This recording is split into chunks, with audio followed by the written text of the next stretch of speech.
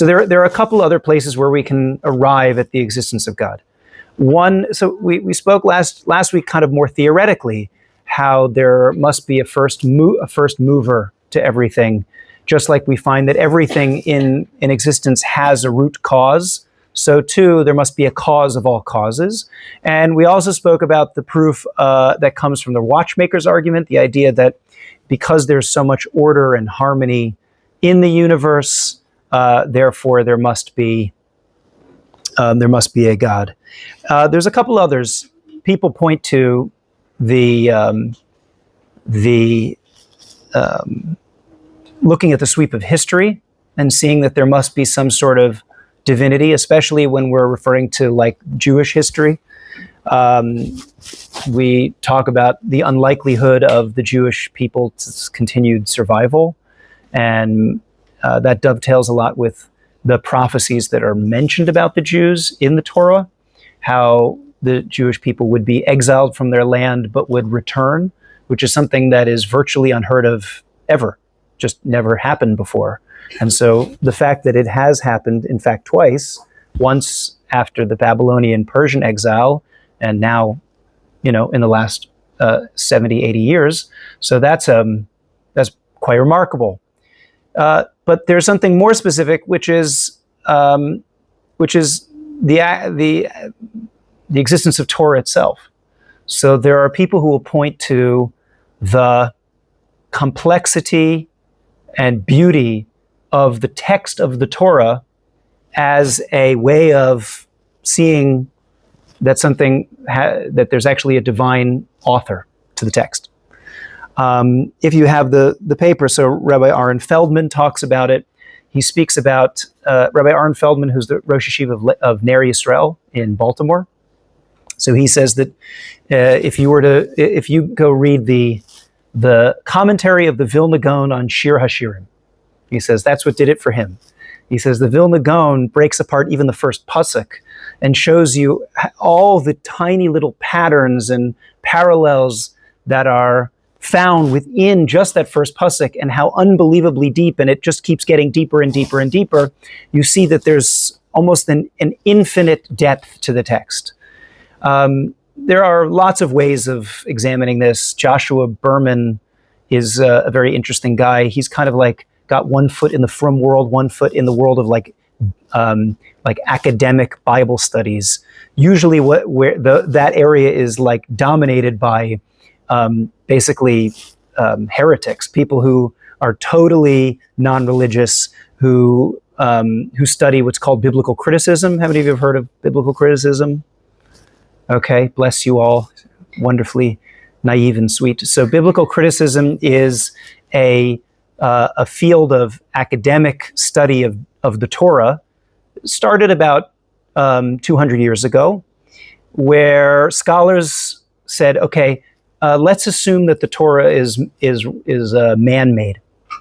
So now we would expect to find all sorts of fingerprints of who authored the Torah throughout the text, and they proceeded to basically invent an entire theory, which shows that they say that they demonstrate that there's multiple authors in the text, and you can tell this because different books of the Torah are written in different styles, and there's lots of look,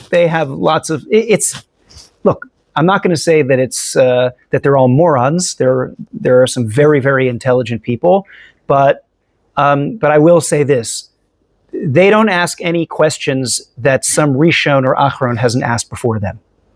In other words, the questions are not new. They just decided that they're going to answer it based on their own theories of the fact that the Torah is not divine. Yeah. Are they not considered that the divine was probably able to write it? Yeah, right. So that's an obvious, or that you couldn't critique God's authorship based on human examples of writing, right? So there's some obvious and less obvious responses to biblical criticism. Joshua Berman, who wrote this book a few years ago called Ani Ma'amin, wrote a number of essays where he addresses some of the questions asked by biblical critics. But one of the things that he speaks about is, so for example, biblical critics will say, oh, you see, there's two stories of the creation of Adam, so there must have been two different versions that they just spliced together.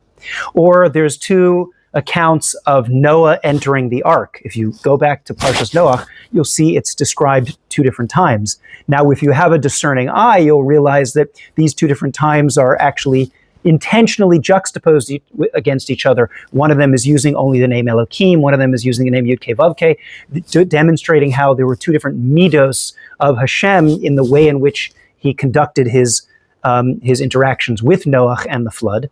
But also, Berman emphasizes, he shows that there's actually a very, very complicated structure to the entire story of Noach, what's called a chiasm. You guys know what a chiasm is?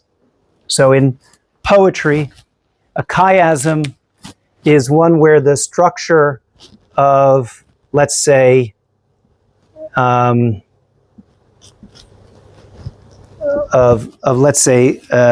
rhyme scheme or something, like if you had A, B, B, A, so then the first and fourth lines would rhyme and the middle two would rhyme, right? So, but you can have a chiastic structure in literature where the beginning of the story is just like the end, and the second to beginning is like the second to end, right? And it's very clear that it's very intentional, because it's hard for something kind of to happen like that in a very random way. So he shows how from basically the beginning until the end of the Noah story is one gigantic chiasm. And that's something that couldn't happen on its own if you just had multiple old stories of accounts of Noah that were just kind of thrown together. So he shows, and many people do show, I actually, during the rest of my week, I actually work at for a website called Aleph Beta, run by Rabbi Foreman.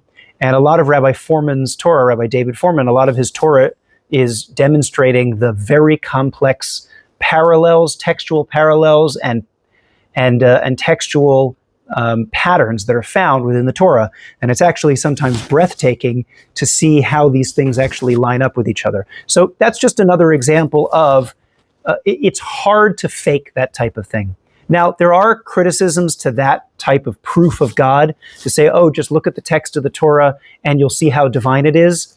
Because about a year ago, I had a series of correspondences with a Muslim YouTuber who wanted to interview me about kind of, different questions in Judaism. And one of the things that Muslims use to prove the authenticity of Islam is the beauty of the text of the Quran. So they'll say, oh, wow, isn't it amazing? And they also have things like gematria, and they have things where they, count up the number of times that a certain word is used, very similar to what we do in the Torah. So now, I'm sure that if we kind of put the two together and compared the two texts, it probably would be no contest that the Torah itself is far more complex. But the problem is that it's hard to objectively show somebody that the Torah is so complex and so deep and so beautiful that it could only have been written by God. That's something that requires just kind of years and years of learning Torah, and you start to get a feel for it, and you're like, yeah, no, this is way too complicated.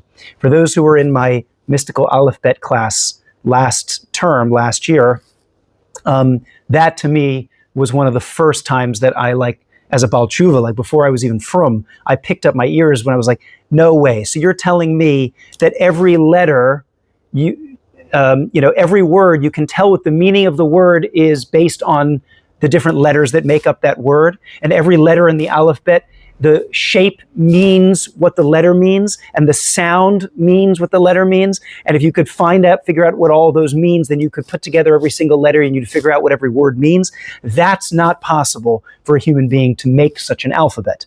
So there are ways that after a long time of learning Torah, you kind of get the sense that it's like, this is just too difficult to invent. It's just too hard to make.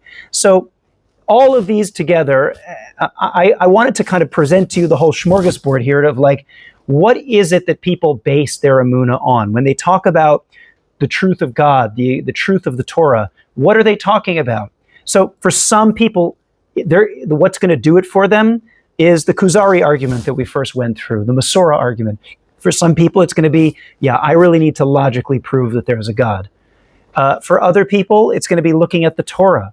For other people, it's going to be, wow, I observe nature, I observe biology, and it's just impossible for there not to be an intelligent designer. Everybody's going to have something that does it for them. So, okay, Ad Kan, definition Aleph, this ends the first unit of what we're doing here, which is the first definition, which we identified based on the Rambam, based on the Shalah, based on the Chovos Levovos, based on a lot of the commentaries that we've seen, which is that Emunah means faithfulness to a truth that you already know.